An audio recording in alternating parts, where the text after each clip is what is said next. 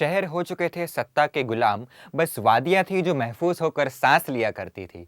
हमें क्या पता था एक दिन ऐसा भी आएगा, चरवाहों की जमीन घुटन से मार दी जाएगी और मजबूती से खड़े पहाड़ों का भी सौदा किया जाएगा। Ladakh is burning. લદ્દાખ બલુચિસ્તાન જેવું બની રહ્યું છે. લદ્દાખના પ્રોટેસ્ટ દુનિયાભરમાં ભારત માટે શરમ જેવી પરિસ્થિતિ ઊભા કરી રહ્યા છે. આવી ઘણી બધી વાતો અને ઘણા બધા એલિગેશન્સ આપણે કેટલાક દિવસથી સાંભળી રહ્યા છે. પણ જો પક્ષ વિપક્ષની રાજનીતિને બાજુએ મૂકીએ તો ખરેખર લદ્દાખમાં ચાલતા પ્રોટેસ્ટ આપણા દેશ માટે શરમ જેવી પરિસ્થિતિ ઊભી કરી રહ્યા છે. જો દેશની ઇલેક્ટોરલ બોન્ડ્સની પડી હોય, અરવિંદ કેજરીવાલ ઇલેક્શનના પહેલા જેલની બહાર આવશે કે નહીં એવા પ્રશ્ન હોય, તો લદ્દાખમાં શું થઈ રહ્યું છે એ જાણવું પણ ખૂબ જ જરૂરી છે. કારણ કે સમાચાર માધ્યમ જેને લોકશાહીનો ચોથો સ્તંભ એટલે કે ફોર્થ પિલર ઓફ ડેમોક્રેસી કહેવાય છે, તે કદાચ ડગમગી રહ્યા છે. 5 ઓગસ્ટ 2019 સેન્ટ્રલ ગવર્મેન્ટે આ દિવસે જમ્મુ કાશ્મીરમાંથી આર્ટિકલ 370નું નિર્મૂલન કર્યું. દેશભરમાં લોકોએ આને એક પર્વની જેમ ઉજવ્યો. કાશ્મીરનું વિભાજન થઈ જમ્મુ કાશ્મીર અને લેહ લદ્દાખ આમ બે કેન્દ્રશાસિત પ્રદેશ બનાવવામાં આવ્યા. પણ આ સ્ટોરીનો અહીં અંત નહોતો આવ્યો. ભાગલા બાદ જમ્મુ કાશ્મીરને તો પોતાની લેજિસ્લેચર રેકોગ્નાઇઝેશન મળી, પણ વિભાજન થયાના દિવસથી આજ સુધી લેહ લદ્દાખને પોતાનું લેજિસ્લેચર રેકોગ્નાઇઝેશન એટલે કે ધારાસભા મળી જ નથી.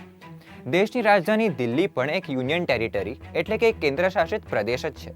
પણ દિલ્હી પાસે પોતાની ધારાસભા હોવાથી સેન્ટ્રલ ગવર્મેન્ટ પણ દિલ્હીને ચલાવે છે અને દિલ્હીમાં રહેનારા લોકો પણ પોતાના નેતાને ચૂંટણી દ્વારા પસંદ કરવાનો અધિકાર ધરાવે છે. But Ladakh has no such rights. Ladakh is governed by democrats and bureaucrats. 2019ના લોકસભા ઇલેક્શન દરમિયાન ભારતીય જનતા પાર્ટીની ઓટોનોમસ હિલ ડેવલપમેન્ટ કાઉન્સિલમાં જીત થઈ અને વાયદા આપવામાં આવ્યા કે તેઓ લદ્દાખની પરિસ્થિતિમાં સુધારો લાવશે. પણ સમય જતાં આવા વાયદા અદ્રશ્ય થઈ ગયા.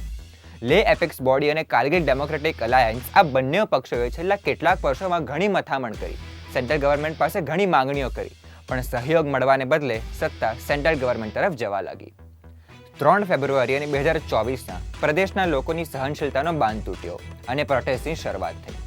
3 ઇડિયટ્સ ફિલ્મમાં રણછોડદાસ સામલદાસ ચાંચડનું પાત્ર જેમનાથી પ્રેરિત થયું છે, તેવા સોનમ વાંગચુકે આ મુહિમમાં જોડાયા અને તેમણે 21 દિવસ ઉપવાસ કર્યા.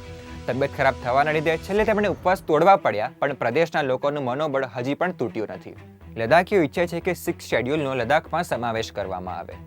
લદ્દાખને કેન્દ્રશાસિત પ્રદેશ નહીં પણ એક રાજ્ય તરીકે જ ડિક્લેર કરવામાં આવે. 6 શેડ્યુલ એ ભારતીય સંવિધાનનો એક કાયદો છે જેનું નિર્માણ આસામ, મેઘાલય, ત્રિપુરા અને મિઝોરમના આદિવાસી વર્ગનું કલ્ચરલ, મોરલ અને ડેમોગ્રાફિક રાઇટ્સનું રક્ષણ કરવા માટે બનાવવામાં આવ્યો છે.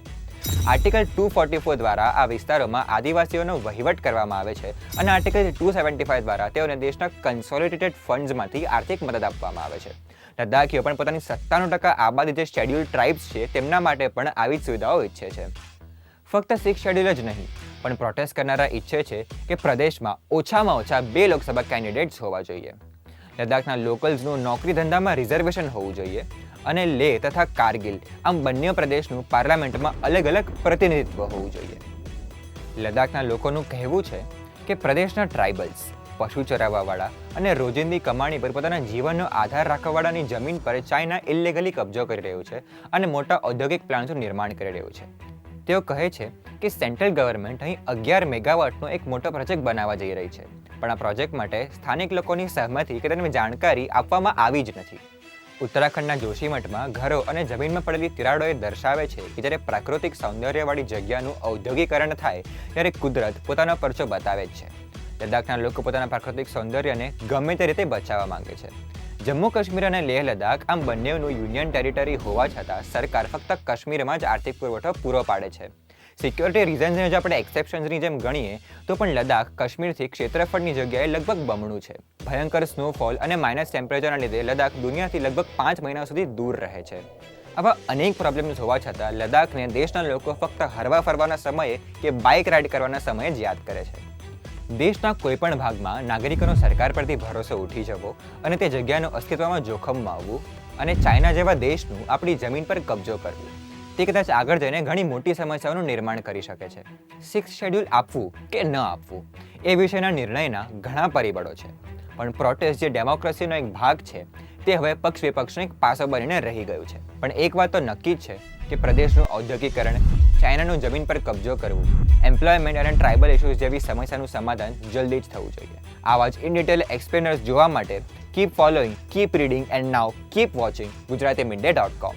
સબસ્ક્રાઇબ કરો Gujarati mid day. Bell icon પર ક્લિક કરીને મેળવો તમામ વિડીયોના ડાયરેક્ટ નોટિફિકેશન.